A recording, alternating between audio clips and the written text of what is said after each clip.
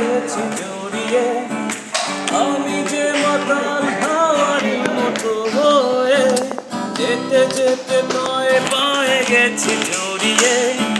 কি করি ভেবে যে মরি, বলবে কি লোকে, মন্দ করেছে আমাকে ওই দুটি চোখে।